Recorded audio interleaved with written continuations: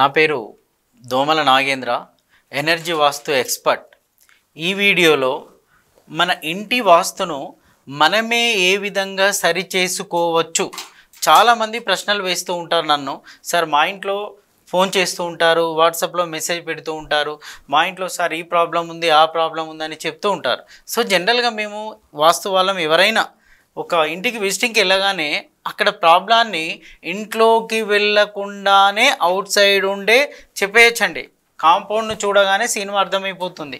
So ఆ ఇంటి పరిస్థితి ఏంటి అనేది ఎక్స్టర్నల్ చూసే చెప్పొచ్చు, ఇంటర్నల్కు పోవాల్సిన అవసరం లేదు.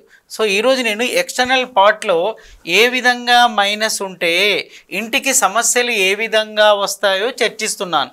వీటిని మీరు వాస్తు వారిని మాత్రమే పిలిచి సరి చేసుకోవాల్సిన అవసరము లేదు. మీరు కూడా సరి చేసుకోవచ్చండి. ఇప్పుడు చెప్తూ ఉండగానే మీకే అర్థమైపోతుంది. నా వీడియోని 2-3 టైమ్స్ చూడండి, మీ ఇంటిని మీరే సరి చేసుకోవచ్చండి. ఇది పెద్దగా సిద్ధాంతుల్ని పిలిచి చేసుకోవాలి అనేది అవసరమే లేదు.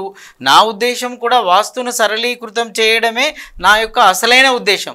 సో ఏ విధంగా సరళీకృతమో చూడండి. మీరు ఇప్పుడు చెప్పే పాయింట్స్ అన్నీ కూడా బుల్లెట్ పాయింట్స్ అండి.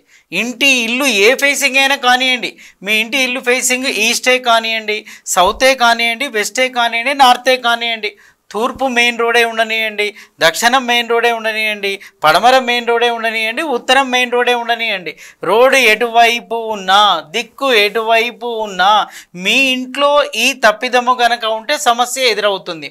మరి ఆ తప్పిదాలు ఏ విధంగా వస్తాయో మీకు 3 బుల్లెట్ పాయింట్ చెప్తానండి. ఫస్ట్ బుల్లెట్ పాయింట్ ఏంటి అంటే,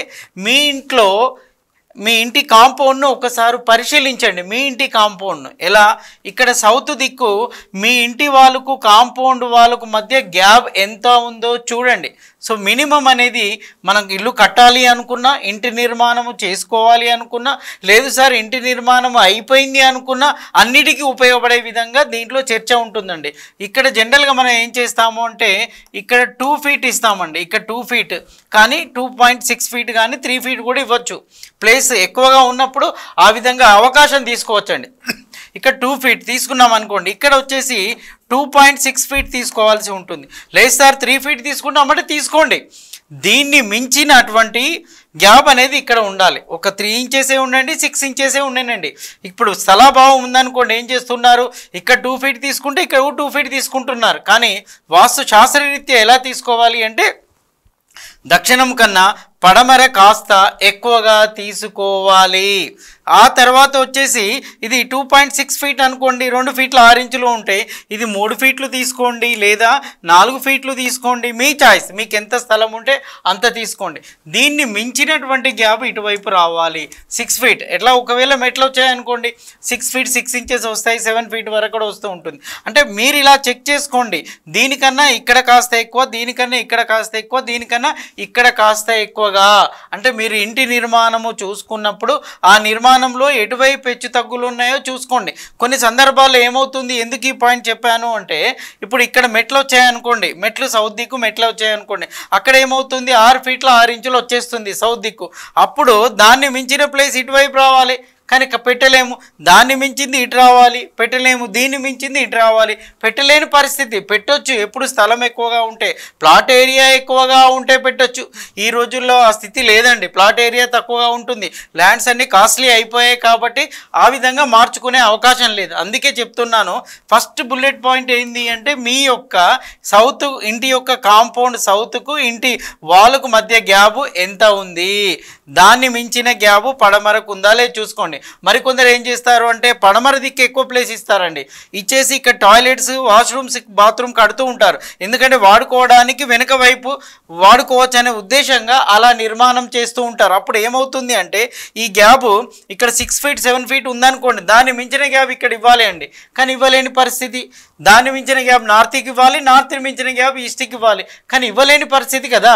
సో దాని మూలంగా ఏమవుతుందంటే, ఇది ఇంబ్యాలెన్స్ అవుతుంది. కాంపౌండ్లో హెచ్చు తగ్గులు వస్తూ ఉంటాయి. తూర్పు తక్కువ ఉండడం, ఉత్తరం తక్కువగా ఉండడం, పడమర ఎక్కువగా ఉండడం. సో దీనివల్ల గ్యాప్ పడమర ఎక్కువగా ఉంది అని అంటే శని యొక్క స్థానాన్ని పెంచుకున్నట్టు. దక్షిణం ఎక్కువగా ఉందంటే యమస్థానాన్ని పెంచుకున్నట్టు. సో ఇలాంటి పొరపాట్లు లేకుండా ఫస్ట్ చూసుకోండి. అందుకే మెట్ల విషయంలో ఏమని చెప్తూ ఉంటామంటే సౌత్ మెట్లు తర్వాత ఈ పడమరలో వచ్చే మెట్ల కన్నా ఫస్ట్ ప్రియారిటీ ఆగ్నేయము, సెకండ్ ప్రియారిటీ ఉత్తర వాయుం అనమాట.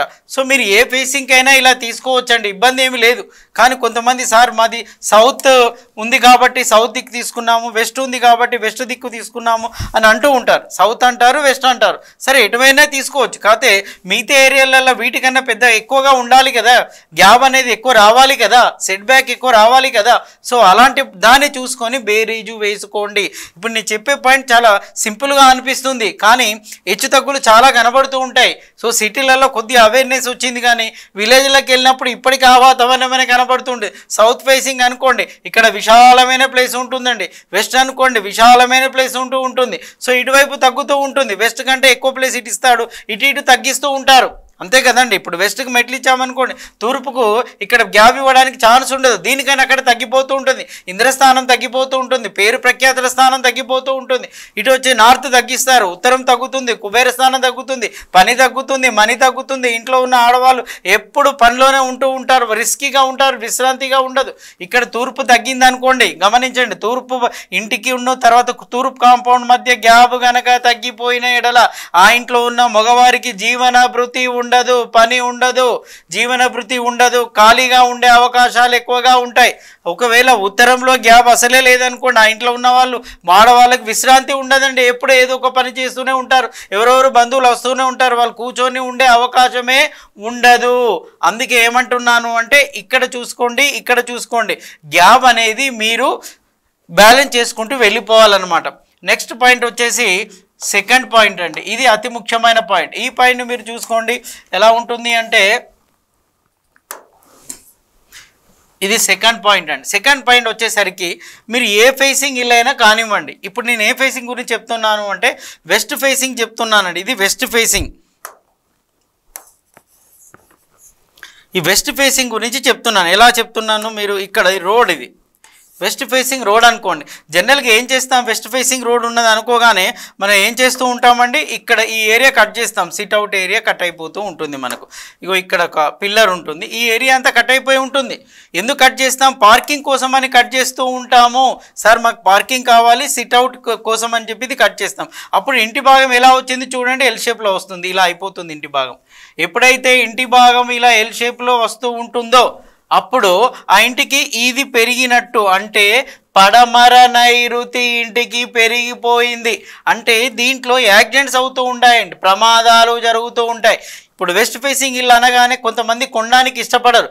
ఎందుకు కొనడానికి ఇష్టపడరు అంటే అది పడమర సార్, అది శని స్థానం కదా, మంచి చేయదట అనే అపోహతోటి ఇది కొనడానికి చాలామంది ఇష్టపడరు. నేనేం చెప్తాను అంటే మీరు చేసిన తప్పిదం వల్లనే అది మైనస్గా మారిపోతుంది. నేను కొన్ని ఇళ్లలో విజిటింగ్ వెళ్ళగానే ఇక్కడ పార్కింగ్ ప్లేస్ అని ఏరియా కట్ చేస్తారు. ఇది ఏంటండి, చంద్రుడి స్థానము, మనల్ని ప్రశాంతంగా ఉంచే స్థానము, డబ్బును మేనేజ్ చేసే స్థానము. ఇంట్లో ప్రశాంతత ఉండదు, ఇంట్లో ఎప్పుడు గొడవలు అవుతూ ఉంటాయి, యాక్సిడెంట్స్ అవుతూ ఉంటాయి, ప్రమాదాలు అవుతూ ఉంటాయి, డబ్బు విపరీతంగా ఖర్చు పెడుతూ ఉంటారు, ఇంటి వారు అవమానానికి గురి అవుతూ ఉంటారు.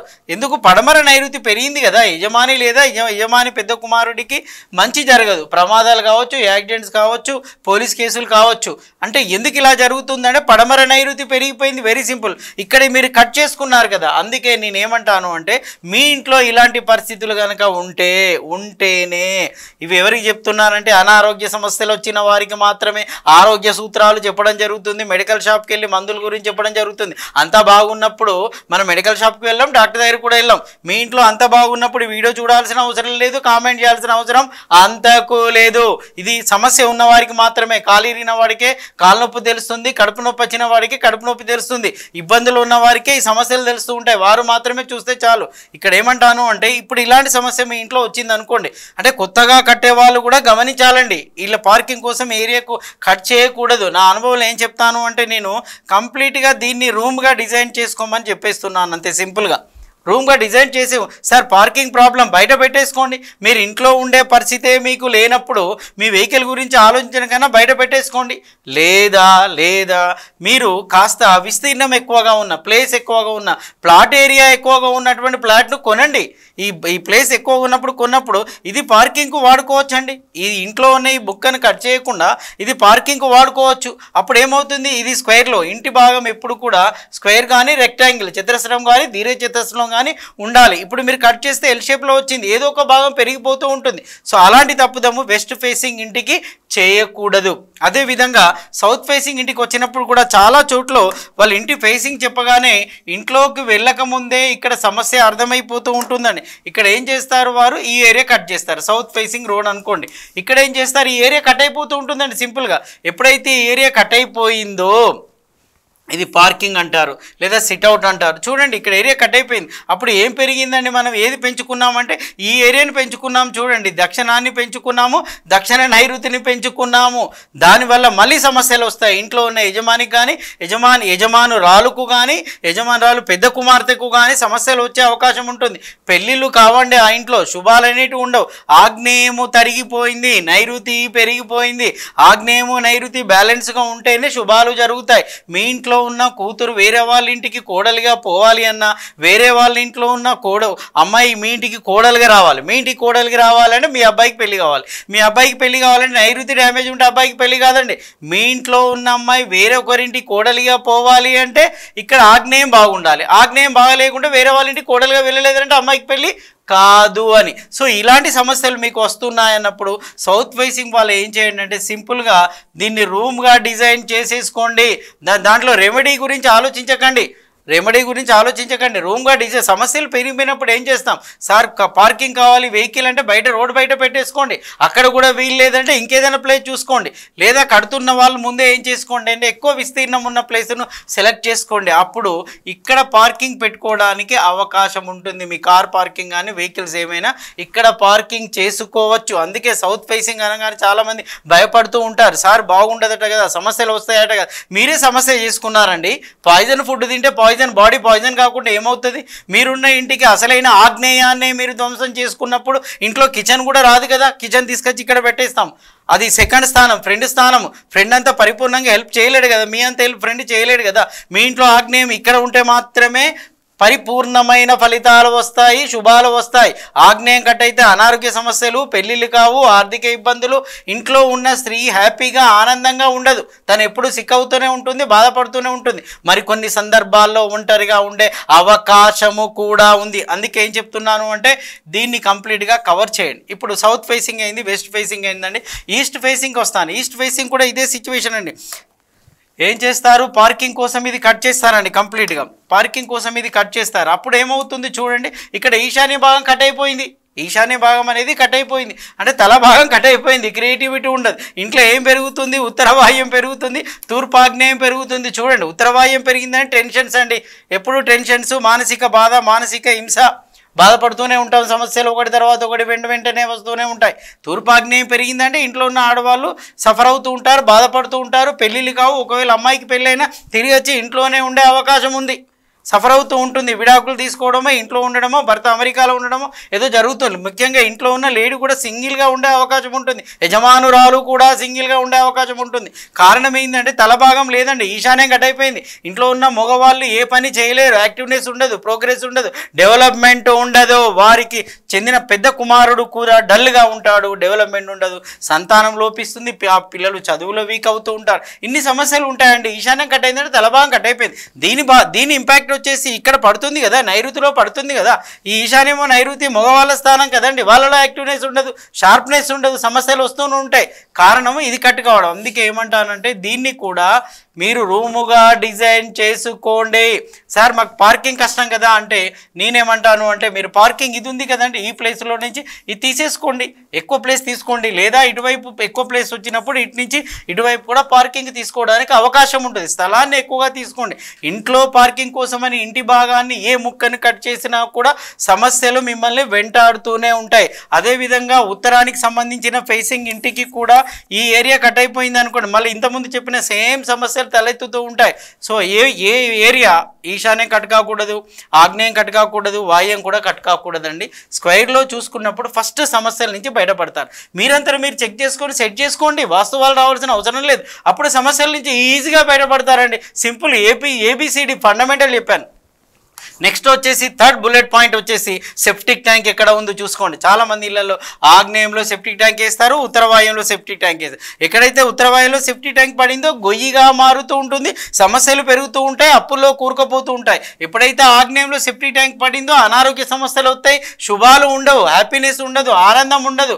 ఎందుకంటే ఆగ్నేయం ఫైర్ జనరేట్ కావాల్సిన ప్లేస్లో ఏమేశారు? సెప్టిక్ ట్యాంక్ వేశారు. అన్ని చోట్ల ఇప్పటికి కూడా ఇవే కనబడుతూ ఉన్నాయి. ఇప్పటికీ అవేర్నెస్ ఇంక పూర్తిగా రాలేదు. ఇది గమనించండి. ఆగ్నేయంలో కాకుండా ఇప్పుడు ఆగ్నేయం దాటి బయటికి రావాలి. ఆగ్నేయంలో సెప్టిక్ ట్యాంక్ ఎక్కడ వేయాలి అనేది నా వీడియోలో చూడండి, మీకు క్లియర్గా ఉంటుంది. వాయువ్యంలో కూడా సెప్టిక్ ట్యాంక్ ఎక్కడ వేయాలి అనేది నా వీడియోలో సెర్చ్ చేయండి, మీకు క్లియర్ ఇన్ఫర్మేషన్ ఇచ్చానండి. అందుకే ఏమంటున్నాను, ఇక్కడ వాయువ్యం దాటి వేయాలి, ఇక్కడ ఆగ్నేయం దాటి సెప్టిక్ ట్యాంక్ వేయాలి. దానికి కొన్ని కండిషన్స్ ఉన్నాయి. అంటే 3 మెయిన్ పాయింట్స్ 1, 2, 3 ఎప్పుడైతే మీరు ఫాలో అయ్యారో మీ ఇంట్లో సమస్యలు 90% మటుమాయం అవుతాయి. 90%. వీటిని మీరు పరిశీలించండి. ఇప్పుడు నా వీడియో చూసిన తర్వాత మీ ఇంట్లో ఎలా ఉందో ఇప్పుడు మీరు పరిశీలించండి. మీకు అప్పుడు ఏమవుతాయంటే మీలో ఆనందం వచ్చేస్తుంది. మీరు అనుకున్న వాటిని అన్నిటిని తిరిగి సక్సెస్ పొందడానికి అవకాశం ఉంటుంది. అంటే ఈ వీడియోలో చెప్పిన ప్రతి పాయింట్ కూడా మీరు గమనించండి, తిరిగి సక్సెస్ రేట్ అనేది మీకు రావడానికి అవకాశం ఎక్కువగా ఉంటుంది అండి. ఇవి చిన్న చిన్న మార్పులు చేసుకుంటారని చెప్పి ఆశిస్తున్నాను.